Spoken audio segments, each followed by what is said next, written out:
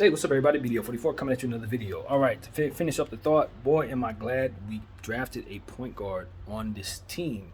In the grand scheme of things, you don't necessarily pay attention to that when considering whether or not it was the right idea drafting a guy, especially when considering who's on the board, Cam Whitmore.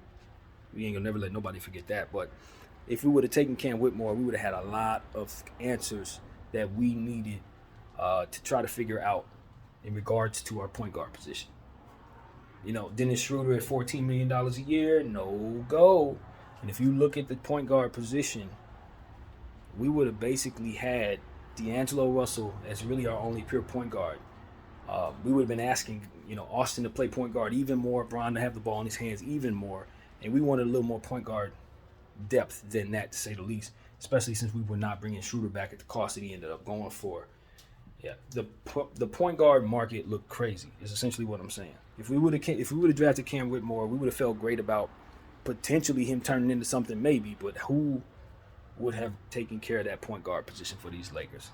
That's what I was trying to say before the phone cut off, as it often does when I'm making videos and forget to create the space necessary to ensure that I have the space to speak. So that's what I was going to say. That's what it was. That's the conversation we were having there, and I feel good about the fact that we drafted Jalen Hood-Schifino. I was watching highlights of his before I went to sleep last night, and he's a dog, man. It's a real dog.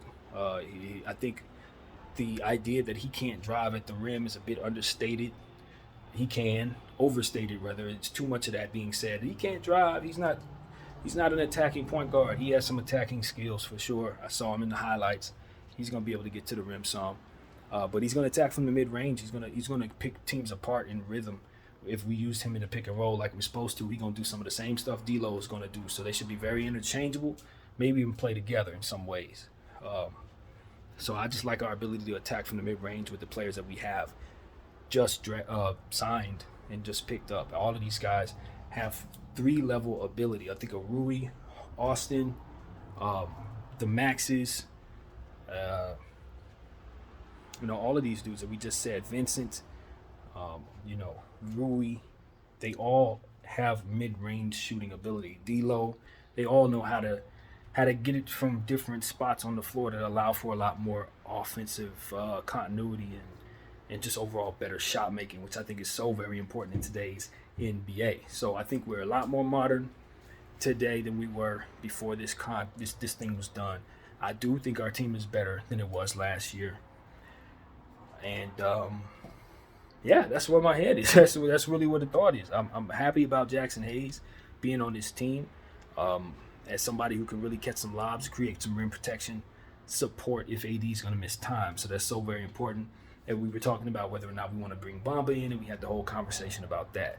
So that's also already been said. I just want to come back and finish this video. Did not really have too much more to say after that conversation other than,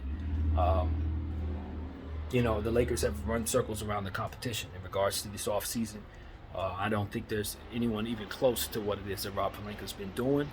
And judging by what it is that I'm seeing, we're going to be in a position to really beat some teams and have a much better regular season than we had last year, to say the least. We're going in with the whole team getting a training camp in place for players that we expect to be here at the end of the season too. And we know they're young players, so we're going to be patient with them. We know guys haven't played with one another, so that training camp and that practice time is going to be real for us. If we can keep that going, we'll be a better team. So Cam Reddish, we're looking for guys to make a name for themselves. Jackson Hayes, some of these guys haven't panned out yet, so it's time for them to put in the work. That's what it's all about, being a Laker. I don't know what mindset guys are going to come in with. A lot of times guys come here, they don't really know what to expect. Maybe they think it's something that it may not be. But here, what this franchise is about right now is development of players and ultimately trying to get themselves to a championship at the same time with their core. And if the core is healthy and playing up to this level, it should be able to drag the kids to high levels themselves. So that's what we're hopeful we'll see. We're hopeful we'll see that. Seems like Bron's on board with all the signings. We saw on IG, he was very excited. He put up, each and every guy. He was paying very close attention to each and every guy. And I just wonder if he feels as good about it as I do. Because it's not, for the Lakers, in my eyes, I'm a fan all my life, and I'm going to be a fan for the rest of it. So for me, I'm more excited about the overall team health, and as far as, you know, making sure we have our team, young players, developing all that stuff we always talk about. For him, it may be about trying to get as many players he believes he can help himself to a championship playing next to. And I just don't know if the ceiling on this team is really that this year.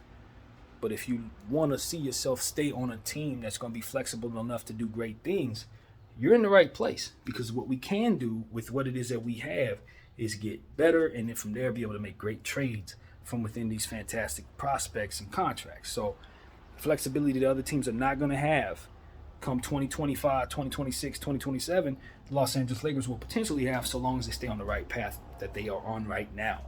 So that's why I love what we got going on. About as good as anybody in the league, with the exception of teams that just, you know, obviously have great young prospects like Wembanyama or Giannis. You know, those teams, they have a lot within those players, but I think they're on the verge, if they don't build the right things in certain situations, to losing those players. And I don't think they see that coming. So who are they going to lose those players to? Teams like us that have this foundation in place. And that is ultimately why I'm very, very happy, because I know that even though I may not be on the same page with LeBron in regards to what we have, I know my franchise is going to be fantastic for the next 5, 6, 7, or 8 years if we just keep the practice of doing what we're doing right now in place going forward. And that's what it is. And if we deviate from what we're doing and start doing things the wrong way, we will start feeling what we've been feeling for the last 12 years, which is not having that foundation and trying to build without it. And so that's been the conversation all day. That's the conversation I'm going to leave this video with. BDF44, thank you all for watching. I'm out.